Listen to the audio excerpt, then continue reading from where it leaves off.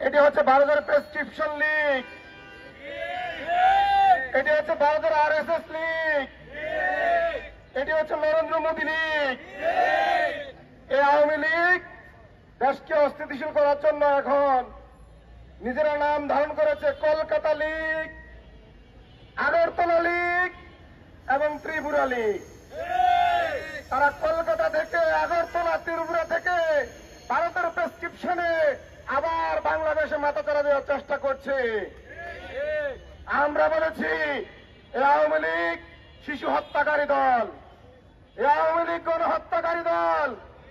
এর আগে 1972 থেকে 75 পর্যন্ত আওয়ামী লীগ দেশে 30,000 মায়ের বুক খালি করেছে। আমরা ওই বিচার পাইনি। আমরা স্পষ্ট করে বলতে চাই, 24 জুলাই আন্দোলনে যে গণহত্যা চালিয়েছে তারপর থেকে আওয়ামী লীগের ব্যাপারে আমরা আর কোনো ছাড় দিব না। বেশিরভাগ আওয়ামী লীগের কারণে গত জুলাই আগস্টে যে আন্দোলন হয়েছিল, এই আন্দোলনে সারা দিয়ে লক্ষ লক্ষ লোক রাজপথ কাঁপিয়েছিল। সেই রাজপথে সৈনিক হিসাবে আমিও একজন জুলাই যোদ্ধা হিসাবে সংগ্রামে অংশগ্রহণ করেছিলাম এবং সেই যুদ্ধে অংশগ্রহণ করে আহত হয়েছি, কারাবরণ করেছি, গুমের শিকার হয়েছি। আমার সাথে এখানে উপস্থিত আছেন আরো কয়েকজন যুদ্ধাহত, যেটা জুলাই যোদ্ধা হিসাবে আমরা গেজেটভুক্ত হয়েছি। আপনারা আমাদের জন্য দোয়া করবেন। আমরা এখনো ট্রমায় ভুগি, যে আমরা এখনো আতঙ্কের মধ্যে থাকি যে কখন কি ঘটে যায়। আমাকে রিমান্ডে নিয়ে এত নির্যাতন করা হয়েছিল যে আমি স্ট্রোক করেছি। স্ট্রোকের পরবর্তীতে আমার বাম পাশ প্যারালাইসিস হয়ে যায়। ওই প্যারালাইসিস অবস্থায় আমাকে কোর্টে চালান করে আমি কোর্টে জেলখানায় হসপিটালে 11 দিন ছিলাম। সেখানে আমাদেরকে কোনো সেবা দেওয়া হয় নাই। আমার হাজার হাজার জুলাই যোদ্ধা আমার সাথে ছিল। আমরা 6 তারিখ রাত্রে সেখান থেকে বেরিয়ে এসি এবং এর পরবর্তীতে চিকিৎসা নিয়ে আপনাদের দোয়া এখন সুস্থ আছি।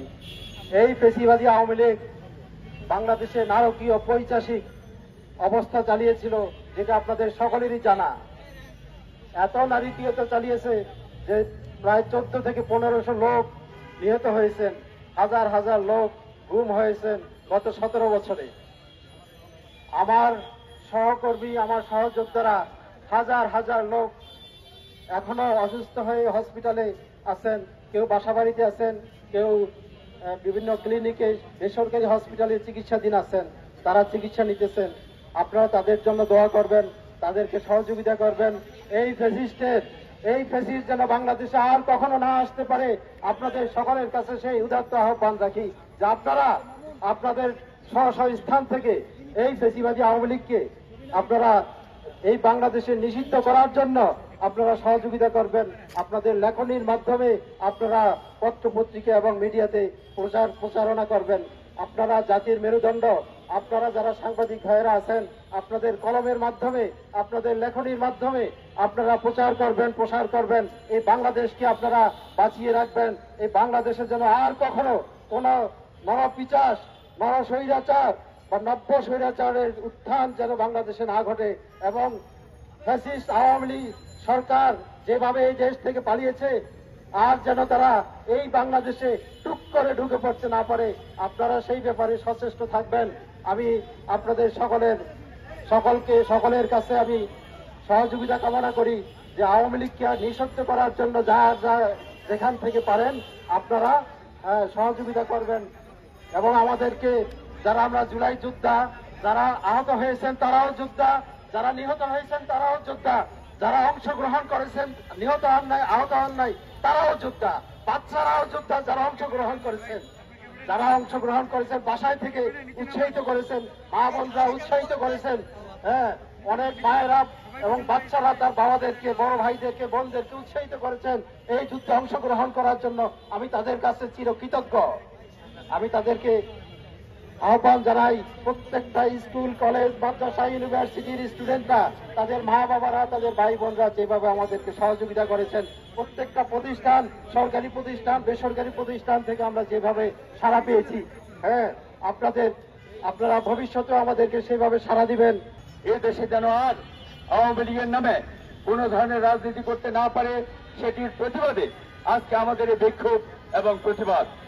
সম্মানিত সুধীবৃন্দ, আমরা জানি এই খুনি হাসিনা বাংলাদেশের স্বাধীনতা, সার্বভৌমত্ব, গণতন্ত্র, মানুষের মানবাধিকার, ভোটের অধিকার সহ সমস্ত মৌল মানবিক অধিকার সে একদিন কেড়ে নিয়েছিল এবং এদেশের মানুষের মুখের ভাষা কেড়ে নিয়ে মানুষকে বাকরুদ্ধ করে ফেলেছিল। কেউ তাদের ঘরের মধ্যে কথা বলতেও ভয় পেত। সেই অবস্থা থেকে মানুষ যখন আর পারছিল না, তখনই রাজপথে সবাই নেমে এসেছিল এবং ছাত্র জনতার সে গণ অভ্যুত্থানের মধ্য দিয়ে শেষ পর্যন্ত তাকে বাংলাদেশ ছেড়ে তার দোসররা সহ একযুগে পালিয়ে যেতে বাধ্য করেছিল। এবং আপনারা জানেন, এই হাসিনা যখন পালিয়ে যায় তখন তার সাথে তার দোসররা এবং পার্লামেন্টে যতগুলো এমপি ছিল সমস্ত এমপি সহ মসজিদের ইমাম খতিব সহ সংশ্লিষ্ট সকল মানুষ একযুগে তারা পালিয়ে গিয়েছিল।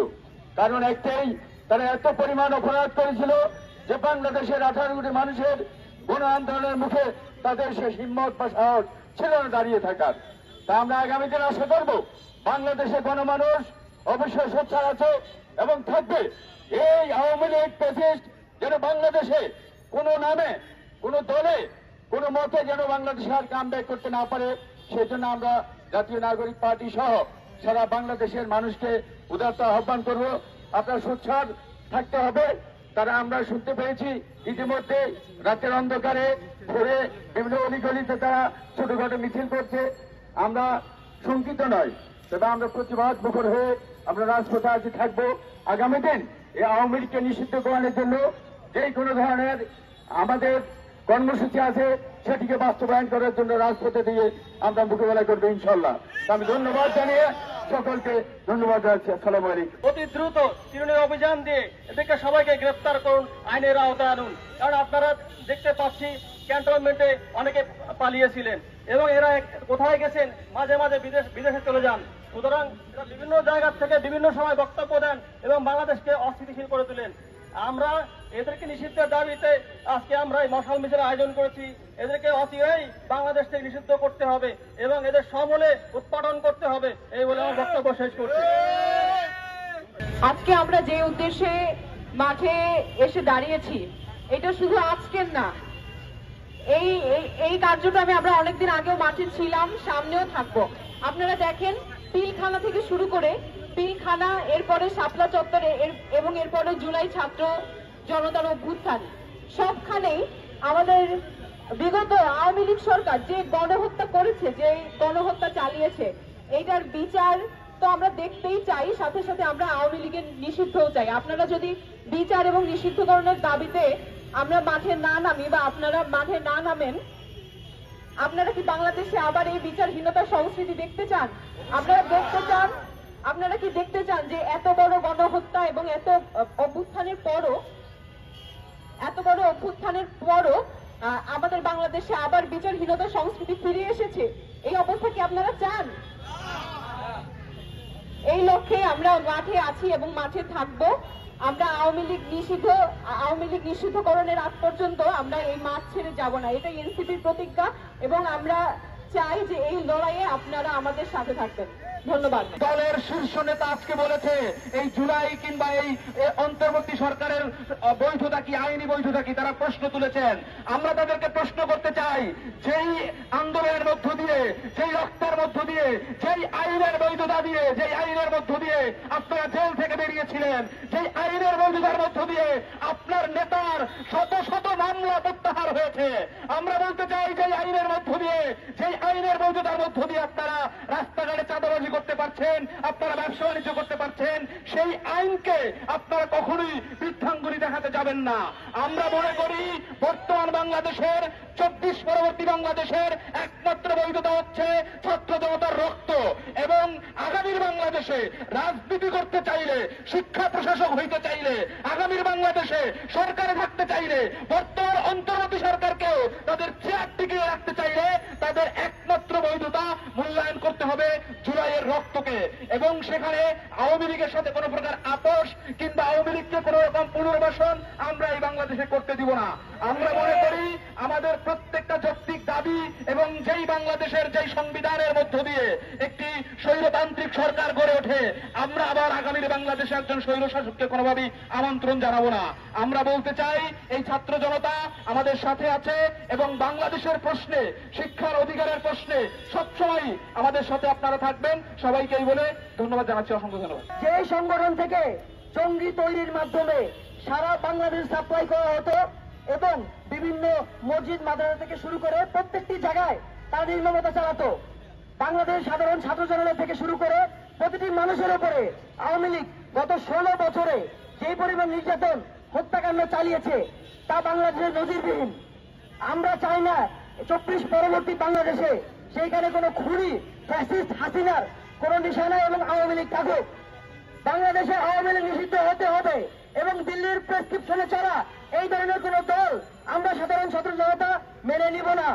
জাতীয় নাগরিক পার্টির পক্ষ থেকে আমি স্পষ্টভাবে বলতে চাই, বাংলাদেশ আওয়ামী লীগকে নিষিদ্ধ করতে হবে, তাদের খুনের বিচার করতে হবে এবং বাংলাদেশে ঘটে যাওয়া প্রতিটি হত্যাকাণ্ডের বিচার আওয়ামী লীগের নিকট থেকে নিতে হবে।